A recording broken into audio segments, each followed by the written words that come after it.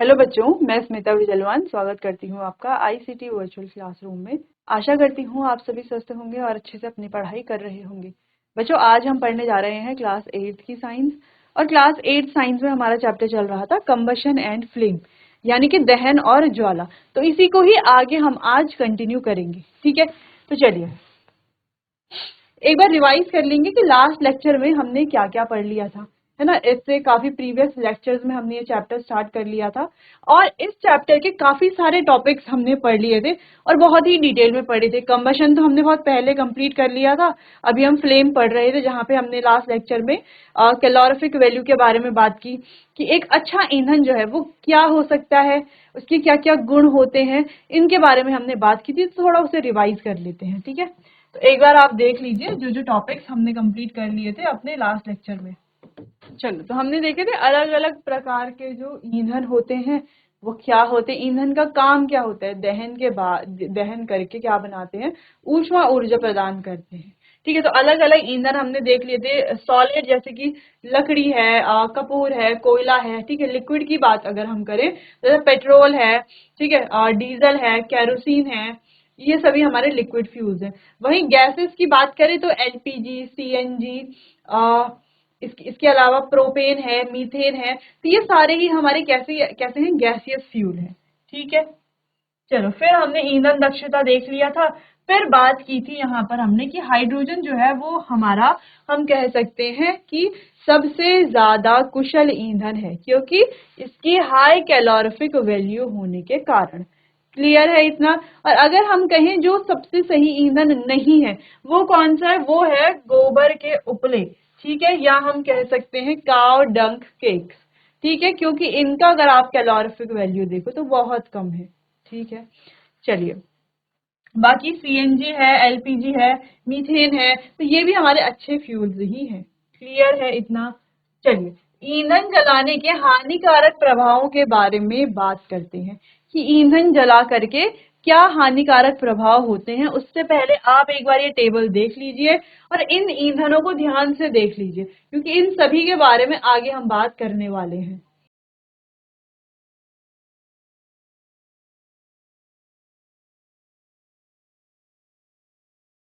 ईंधन जलाने के हानिकारक प्रभाव अब आपने देख लिए हैं कौन कौन से ईंधन हमारे पास हैं। ठीक है, तो हमने बात भी की थी, एक कुशल ईंधन वही होता है जो क्या करता है, ज्यादा से ज्यादा पॉल्यूशन क्रिएट नहीं करता। ठीक है, और दूसरी चीज जो क्या करे, जो आसानी से उपलब्ध हो, आसानी से मिल जाए। ठीक है, जो ज्यादा पॉल्यूशन ना करे, ज्यादा रेजिड्यू ना छोड़े जलने के बाद। ठीक है, चलो अब बात करते हैं हानिकारक प्रभाव क्या है, एक एक करके समझते हैं। लकड़ी, कोयला और पेट्रोलियम जैसे कार्बन ईंधन, ऐसे ईंधन जो क्या है, जिन्हें हम क्या कहते हैं, कार्बन ईंधन कहते हैं, हवा में राख और बिना जले हुए महीन कार्बन कण छोड़ते हैं। ये क्या करते हैं बच्चों, हवा में राख और बिना जले हुए महीन कार्बन कणों को छोड़ते हैं, जो अस्थमा जैसी सांस संबंधी बीमारियों का कारण बन सकते हैं। तो ये अस्थमा जैसी सांस संबंधी बीमारियों का कारण बन सकते हैं, क्योंकि महीन कण जो है जब हवा में है तो हम सांस ले रहे हैं, तो इनहेल करके हम क्या कर रहे हैं, ये हमारे रेस्पिरेटरी सिस्टम में जाता है, जिससे हमें अस्थमा जैसी बीमारियां और मतलब अस्थमा और उससे रिलेटेड कोई भी स्वास्थ्य संबंधी बीमारियां हो सकती है। इन महीन कणों को सस्पेंडेड पर्टिकुलेट मैटर यानी कि एसपीएम कहा जाता है।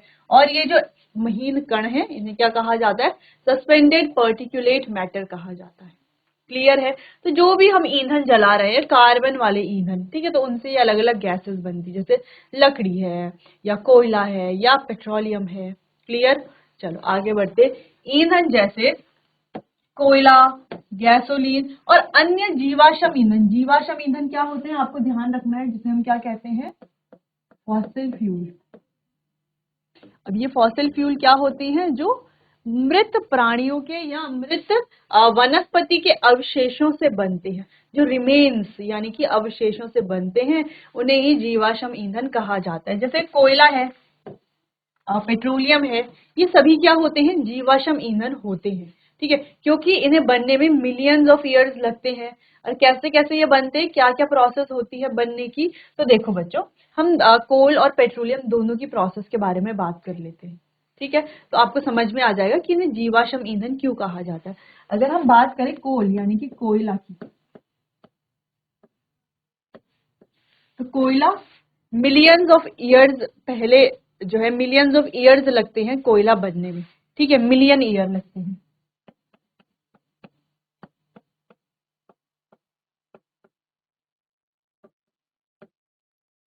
साल, ठीक है, मिलियन साल लगते हैं कोयला बनने में। कैसे, कोयला कैसे बनता है? मृत वनस्पति से, वेजिटेशन। ठीक है, कैसे बनता है? मृत वनस्पति से, मृत या हम कह सकते हैं डेड वेजिटेशन से। ठीक है, अब क्या हुआ था, अगर हम कोयले की स्टोरी के बारे में बात करें तो कोयला बनता कैसे है। अब मिलियंस ऑफ ईयर्स अगो यानी कि मिलियन जो वर्ष हैं, मिलियंस वर्ष पहले क्या हुआ था, जो हमारे अर्थ के निचले जलीय क्षेत्र थे उनमें क्या हो गया कि बाढ़ जैसी प्राकृतिक आपदा के कारण ये जो निचले जलीय क्षेत्र थे, वहां जो वन थे वो सभी मृदा में दफन हो गए किसी प्राकृतिक आपदा के कारण। जब वे मृदा में दफन हो गए तो धीरे धीरे मिट्टी की और ज्यादा जो लेयर्स हैं उनके ऊपर आती गई। अब जैसे जैसे मिट्टी की और लेयर उनके ऊपर आती गई तो वो क्या हो गए, कंप्रेस हो गए, संपीड़ित हो गए। संपीड़ित होकर के और गहराई में जाते गए और लेयर आती गई उनके ऊपर। धीरे धीरे धीरे धीरे वो और गहराई में जाते गए। वहां पर क्या था, उच्च दाब था, उच्च ताप था, यानी कि high pressure and high temperature. तो उच्च दाब और उच्च दाब में धीरे धीरे ये जो मृत वनस्पति थी धीरे धीरे कोयले में परिवर्तित हो गई।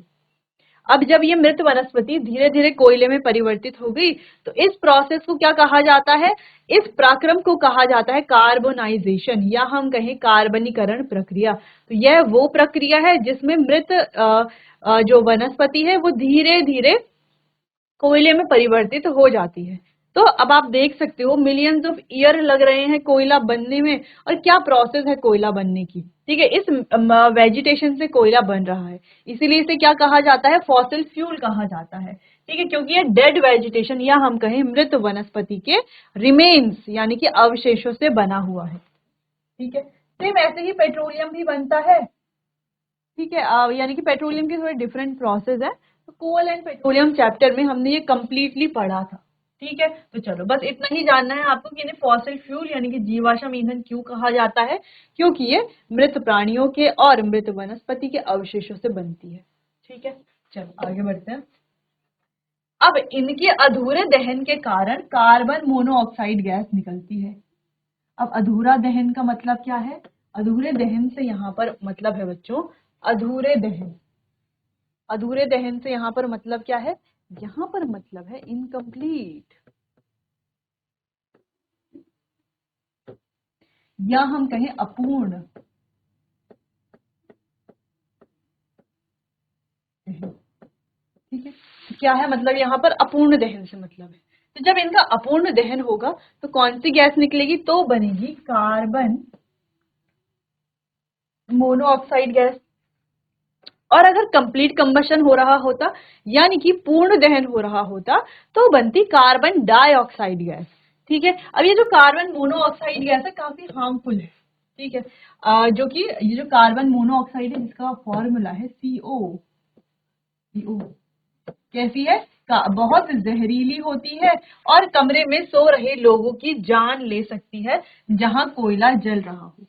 ठीक है, अब जान कैसे लेती है ये, है ना, कि किसी को भी कैसे ये गैस जो है इसके कारण जैसे कैसे लोगों की मृत्यु हो सकती है। देखो, अगर कोई रूम है, ठीक है, उस रूम में खिड़की दरवाजे सब बंद है और हम वहां पर कोयला जला रहे हैं, तो धीरे धीरे उस रूम में जो है सारी ऑक्सीजन बर्निंग में यूज हो जाएगी। अब ऑक्सीजन वहां पर कम रहेगी, इस वजह से इनकम्प्लीट कंबशन होगा और कार्बन मोनोऑक्साइड गैस बनेगी। अब जब कार्बन मोनोऑक्साइड गैस बन रही है तो कमरे में रह रहे जो लोग हैं ऑक्सीजन तो है नहीं इनहेल करने के लिए, और दरवाजे खिड़कियां सब बंद है जिससे ऑक्सीजन अंदर नहीं आ पाएगी। तो क्या होगा, सभी कार्बन मोनोऑक्साइड को ही इनहेल करेंगे, ये हमारे ब्लड में मिल जाएगी और हमारे जो ब्लड है उसको हार्ट तक पहुंचने नहीं देगी, जिससे कि बहुत सारी जो है प्रॉब्लम हमें होने लगती है और मृत्यु तक हो जाती है। कैसे, इसको हम थोड़ा आगे देखेंगे। चलो, कार्बन मोनोऑक्साइड हमारे रक्त में हीमोग्लोबिन होता है बच्चे, जिसको शॉर्ट में HB कहते हैं, के साथ मिलकर कार्बोक्सी हीमोग्लोबिन बनाती है और इसे ऑक्सीजन ले जाने में असमर्थ बना देती है, जिससे कि ये ऑक्सीजन नहीं ले जा पाता, ठीक है, और व्यक्ति की इस प्रकार से मृत्यु भी हो जाती है। ठीक है, समझ में आया कि क्यों ये जहरीली, हमें पॉइजनस इसे कहा जा रहा है, क्यों ये इतनी हानिकारक है। ठीक है, ये ईंधन बिना जले हाइड्रोकार्बन भी छोड़ते हैं, जिनमें से कई कार्सिनोजेनिक होते हैं। अब ये क्या छोड़ते हैं? अनबर्न्ड हाइड्रोकार्बन, जो बिना जले हाइड्रोकार्बन के कुछ कण होते हैं उन्हें भी ये छोड़ते हैं। अब ये जो अनबर्न्ड हाइड्रोकार्बन होते हैं ये कैसे होते हैं? इनमें से कई सारे क्या होते हैं? कार्सिनोजेनिक का मतलब है कैंसर कॉजिंग। कार्सिनोजेनिक का मतलब क्या है? Cancer causing.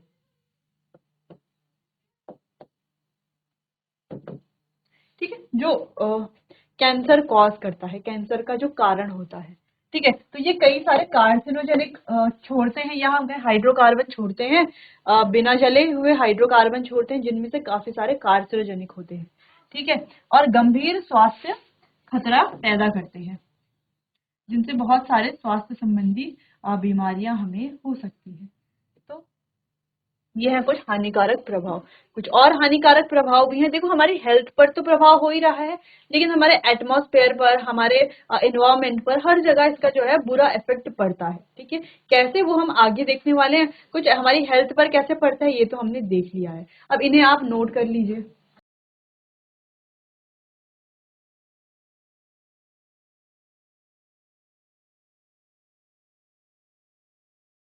चलो, अच्छा, हाइड्रोकार्बन आप जानते हैं, है ना, hydrogen and carbon containing compound, उन्हें हाइड्रोकार्बन कहा जाता है। इसमें हमारे एल्कीन, एल्केन, एल्काइंस आ जाते हैं। ठीक है, चलो, और भी कंपाउंड आते हैं, वो आप हायर क्लासेस में पढ़ेंगे। फिलहाल आपको जो है बेसिक बेसिक पता होना चाहिए। आगे बढ़ते हैं, कुछ और पॉइंट डिस्कस करेंगे। अगला है दहन के दौरान अधिकांश ईंधनों से निकलने वाली कार्बन डाइऑक्साइड।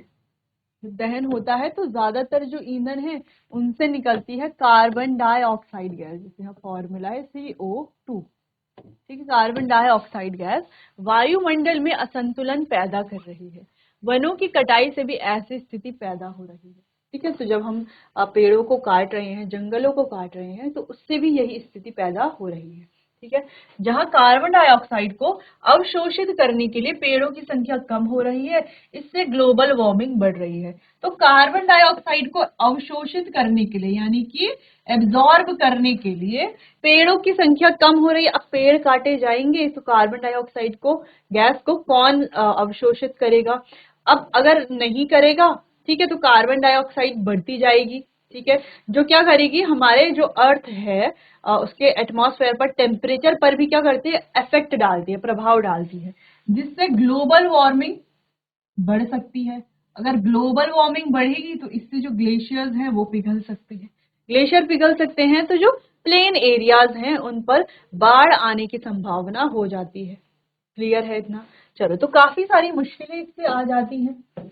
तो होता क्या है, मान लो ये है हमारे ट्रीज, ठीक है, पेड़ हैं, पौधे हैं, प्लांट्स हैं, जो भी, और ये है ह्यूमन बींग। ठीक है, ये ह्यूमन बींग्स हैं, ह्यूमन बींग्स, एनिमल्स, ठीक है, ये सभी। अब ये जो पेड़ है, तो ये क्या करते हैं? अब देखो, हम जब सांस लेते हैं उसके बाद सांस छोड़ते हैं बाहर, है ना, इनहेल करना, और बाहर यानी कि एक्सहेल करना। तो जब हम एक्सहेल करते हैं, एक्सहेल हम क्या कर रहे हैं? कार्बन डाइऑक्साइड गैस को एक्सहेल करते हैं, CO2 गैस को हम बाहर एक्सहेल करते हैं। तो यही CO2 गैस प्लांट्स क्या करते हैं? एब्जॉर्ब करते हैं, प्लांट्स लेते हैं अपना फूड बनाने के लिए, फोटोसिंथेसिस के प्रोसेस पूरा करने के लिए। अब ये प्रोसेस क्या है, ये आपने बायोलॉजी में पढ़ा होगा अच्छे से। ठीक है, तो प्लांट्स क्या करते हैं? इस कार्बन डाइऑक्साइड गैस को लेते हैं, या हम कहें अवशोषित करते हैं, सिंपल। ठीक है, अब फिर प्लांट जब अपना भोजन बनाते हैं फोटोसिंथेसिस प्रोसेस के थ्रू, सनलाइट की प्रेजेंस में, तो ये क्या करते हैं? साथ में एज अ प्रोडक्ट ऑक्सीजन भी बनाते हैं। ठीक है, और ऑक्सीजन क्या करते हैं? रिलीज करते हैं। जो ऑक्सीजन ये रिलीज करते हैं वही ऑक्सीजन हम क्या करते हैं? इनहेल करते हैं। तो वो ऑक्सीजन हमने इनहेल करी, फिर कार्बन डाइऑक्साइड छोड़ी, वो कार्बन डाइऑक्साइड प्लांट यूज करेंगे और ऑक्सीजन देंगे हमें। ठीक है, तो प्लांट क्या कर रहे हैं, दो बहुत इंपॉर्टेंट चीजें कर रहे हैं। एक तो ये इन्वायरमेंट से, अब देखो ये जो कार्बन डाइऑक्साइड है इसके तो कई सारे सोर्सेज हैं, ह्यूमंस हैं, एनिमल्स हैं, इनसे तो कार्बन डाइऑक्साइड आ ही रही है, हम तो एक्सेल कर ही रहे हैं। लेकिन जो हमारे अलग अलग फ्यूल्स हैं वो जब जलते हैं तो उनसे भी कार्बन डाइऑक्साइड आ रही है। तो बहुत सारे सोर्सेज हैं कार्बन डाइऑक्साइड की, ठीक है, जहां से कार्बन डाइऑक्साइड हमारे एटमॉस्फेयर में छोड़ी जा रही है। लेकिन फिर भी आपने देखा है कि ऑक्सीजन है, सब लोग सांस ले पाते हैं। ऐसा किस वजह से है? ऐसा है प्लांट्स की वजह से। इन्होंने क्या किया हुआ है, एक बैलेंस यानी कि संतुलन बनाया हुआ है ऑक्सीजन और कार्बन डाइऑक्साइड का। अगर कार्बन डाइऑक्साइड बहुत ज्यादा हो जाएगी तो बहुत ज्यादा नुकसान जो है हमें देखने को मिलेगा। ठीक है, तो प्लांट्स की वजह से और ट्रीज की वजह से क्या होता है, ये कार्बन डाइऑक्साइड को ले लेते हैं यानी कि एब्जॉर्ब करते हैं अपने यूज के लिए। ठीक है, और ऑक्सीजन जो है वो रिलीज करते हैं। तो प्लांट के दो फायदे, एक तो कार्बन डाइऑक्साइड गैस ले लेती है, दूसरा हमें ऑक्सीजन भी तो दे रही है, फ्रेश ऑक्सीजन बना करके देती है। तो आपने देखा होगा अगर आप किसी सिटी एरिया में जाएं जहां पर आपको पेड़ बहुत कम मिलते हैं, तो वहां पर जब आप सांस लेंगे तो आपको जो है सांस जो है ऐसा लगेगा नहीं कि आपने बहुत क्लियर एयर को इनहेल किया है। लेकिन अगर आप किसी ऐसी जगह पर जाते हो जहां पर आपको माउंटेन्स या काफी सारे प्लांट्स, ट्रीज देखने को मिलते हैं, वहां पर जब आप इनहेल करते हो तो आपको लगता है कि आपने बहुत ही फ्रेश एयर को इनहेल किया है। ठीक है, ऐसा किस वजह से? ऐसा प्लांट्स की वजह से, ट्रीज की वजह से। क्लियर है? तो ये जो प्लांट्स हैं इन्होंने ही एक बैलेंस बनाया हुआ है कार्बन डाइऑक्साइड का और ऑक्सीजन का। अब क्या हो रहा है कि धीरे धीरे पेड़ों को काटा जा रहा है। ठीक है, फॉरेस्ट जो है उनसे भी क्या किया जा रहा है, पेड़ों को काटा जा रहा है। अब क्या होगा, देखो अगर ज्यादा पेड़ कटेंगे तो कार्बन डाइऑक्साइड की, जैसे कि हमने बात की, बहुत सारे सोर्सेज हैं, तो बहुत सारे सोर्सेज से कार्बन डाइऑक्साइड गैस क्या हो रही है, प्रोड्यूस हो रही है। तो धीरे धीरे अगर पेड़ बहुत कम होते गए तो कार्बन डाइऑक्साइड की जो मात्रा है वो बहुत ज्यादा बढ़ने लगेगी। अब कार्बन डाइऑक्साइड की मात्रा बढ़ने लगेगी तो इस पर टेम्परेचर पर असर पड़ेगा और ग्लोबल वार्मिंग बढ़ जाएगी।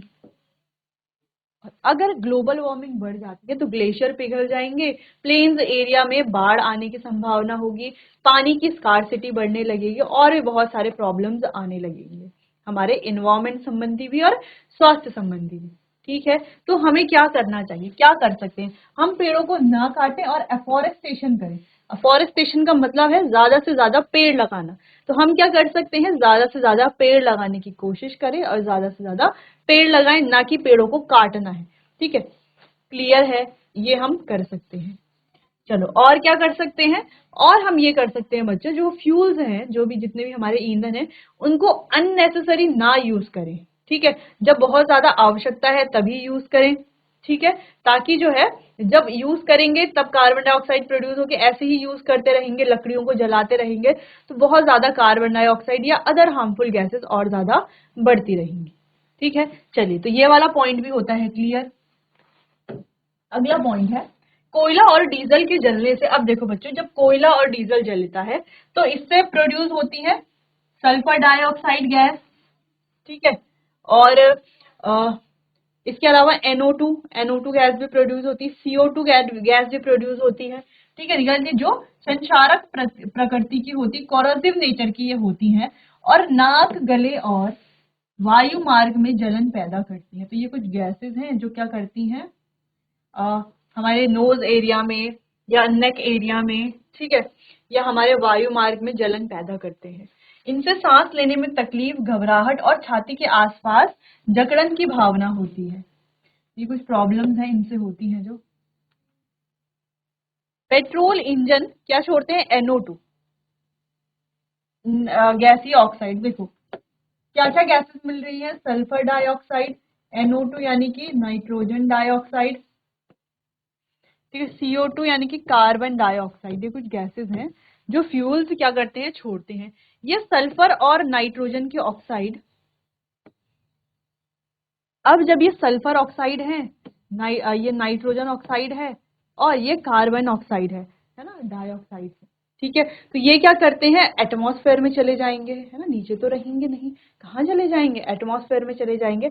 और एटमॉस्फेयर में जब रेन होती है ना, तो रेन वाटर के साथ ये मिलेंगे, और जब वाटर के साथ, रेन वाटर के साथ जब ये मिलेंगे तो क्या बनाएंगे, एसिड बनाएंगे। ठीक है, क्या बनाते हैं, एसिड बनाते हैं। और वो एसिड मिल जाता है पानी में, और पानी के साथ मिल करके क्या बनाता है, एसिड रेन बनाता है। ठीक है, क्या बनाता है, एसिड रेन। तो ये वाटर के साथ मिलकर के क्या बनाते हैं, एसिड रेन, जिसको हम अम्ल वर्षा के नाम से भी जानते हैं। और ये एसिड रेन काफी ज्यादा हानिकारक होती है। ठीक है, हमारे लिए, प्लांट्स के लिए, एनिमल्स के लिए, हमारी सॉइल के लिए, वाटर बॉडीज के लिए, वाटर बॉडीज में रह रहे जो ऑर्गेनिजम्स हैं उनके लिए, हमारी इमारतों के लिए। ठीक है, तो ये जो एसिड रेन है, अब ये गैसेस एटमॉस्फेयर में ऊपर की तरफ जाएंगी और वाटर के रेन के वाटर के साथ मिलकर के क्या बनाती हैं, एसिड बनाती हैं, और एसिड रेन के रूप में नीचे आकर के गिरती हैं। अब देखो, अब ये एसिड रेन जब किसी वाटर बॉडी में गिरेगी, है ना, किसी तालाब में, समुद्र में, है ना, किसी नदी में जाकर के गिरेगी, तो उस पानी को भी कैसा बना देगी, एसिडिक बना देगी। ठीक है, और पानी अगर ज्यादा एसिडिक हो जाएगा तो वहां रहने वाले जो प्लांट्स हैं, ऑर्गेनिजम्स हैं, ठीक है, जो हमारे पानी में रहने वाले जो भी ऑर्गेनिज्म है उनके लिए क्या हो जाएगा, काफी हार्मफुल हो जाएगा ये। ठीक है, पहली चीज तो ये हो गई। फिर उस पानी को पीते हैं जो लोग, है ना, जो उन वाटर बॉडीज पर डिपेंडेंट है पानी की आवश्यकता को पूरा करने के लिए, उन्हें भी जो है उससे क्या हो सकते हैं, हेल्थ इश्यूज हो सकते हैं।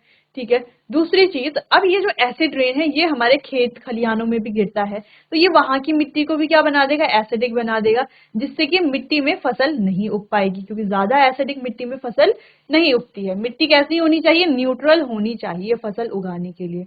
दूसरा, यही जो वाटर है, ये जो एसिड रेन है, ये जब हमारी इमारतों के ऊपर गिरती है, ठीक है, तो उसे भी क्या करती है, कोरोड करने लग जाती है, उन्हें भी खराब करने लग जाती है। तो अब आप समझ सकते हैं एसिड रेन का जो है कितना ज्यादा नुकसान होता है। ठीक है, पानी में घुलकर एसिड बनाते हैं और अम्लीय वर्षा का कारण बनते हैं, जिससे क्या होता है, जिससे इतने सारे नुकसान जो हम अभी पढ़ चुके हैं। क्लियर है, चलिए नोट कीजिए इतना।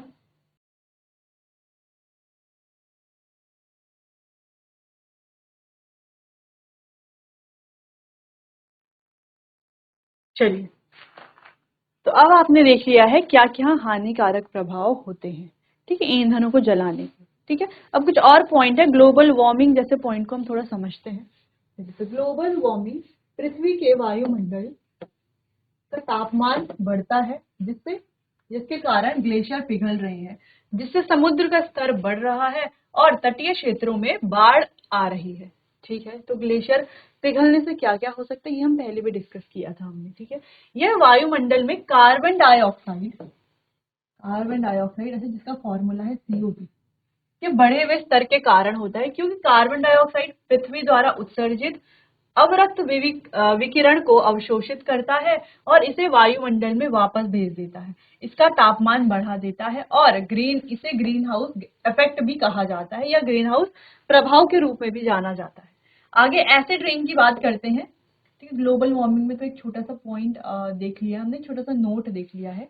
एसिड रेन का मतलब है एसिड की बारिश, जो फसलों में, मिट्टी में, जानवरों में और इमारतों के लिए बहुत हानिकारक होती है। ठीक है, तो जैसे ग्लोबल वार्मिंग हमने पढ़ा, वैसे एसिड रेन भी क्या है, बहुत ज्यादा हार्मफुल है।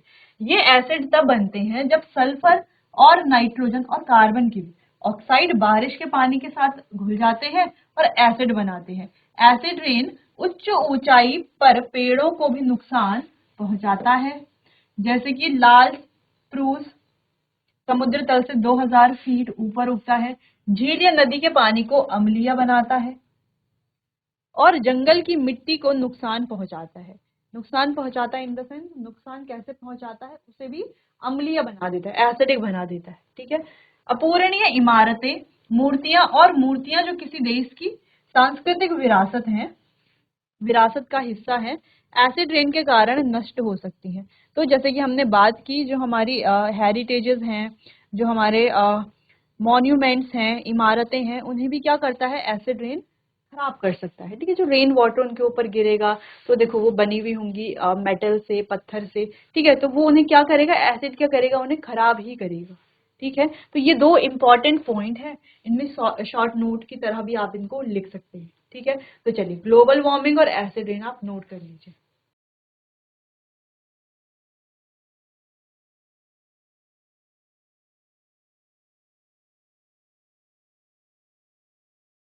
चलिए आगे बढ़ते हैं, बात करते हैं अब हम लकड़ी क्यों नहीं जलाते। तो आपने देखा होगा अब हम क्या यूज करते हैं, हम एलपीजी का उपयोग करते हैं, लकड़ी क्यों नहीं जलाते। पहली चीज तो कैलोरीफिक वैल्यू अगर हम देखें तो लकड़ी की कैलोरीफिक वैल्यू कम होती है एलपीजी से।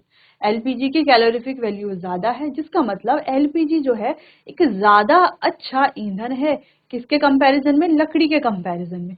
दूसरा देखो, जो एलपीजी है वो किसी भी प्रकार का कोई प्रदूषण नहीं बनाता है ना, कोई प्रदूषण प्रोड्यूस नहीं करता।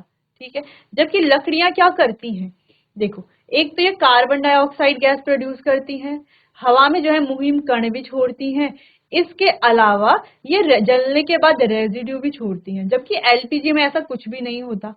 ठीक है, चलो तो यहाँ पर समझते हैं। लकड़ी एक सस्ता ईंधन है और आसानी से उपलब्ध है, लेकिन इसे जलाने से बहुत अधिक धुआं निकलता है, जिससे श्वसन संबंधी समस्याएं होती हैं। इसके अलावा लकड़ी के लिए पेड़ों को काटने से भी वनों की कटाई होती है। अब देखो लकड़ी एक सस्ता ईंधन है, आसानी से उपलब्ध भी है, लेकिन नुकसान देखो कितने ज्यादा है। नुकसान क्या है, पहला तो ये क्या करती है, कार्बन डाइऑक्साइड गैस प्रोड्यूस करती है। ठीक है, हवा में मुहीन कण छोड़ती है, जिससे स्वास्थ्य संबंधी समस्याएं होती हैं। तीसरा, जलने के बाद रेजिड्यू छोड़ती है, यानी कि पॉल्यूशन भी कर रही है, रेजिड्यू भी छोड़ रही है। फिर अगला है कि लकड़ी के लिए हमें वनों को काटना पड़ेगा और वनों की कटाई होगी, यानी कि डिफॉरेस्टेशन होगा। डिफॉरेस्टेशन होने से क्या होगा, कार्बन डाइऑक्साइड जो है, पेड़ों की कमी होगी तो कार्बन डाइऑक्साइड की मात्रा बढ़ेगी, तो ग्लोबल वार्मिंग का खतरा हमेशा रहेगा।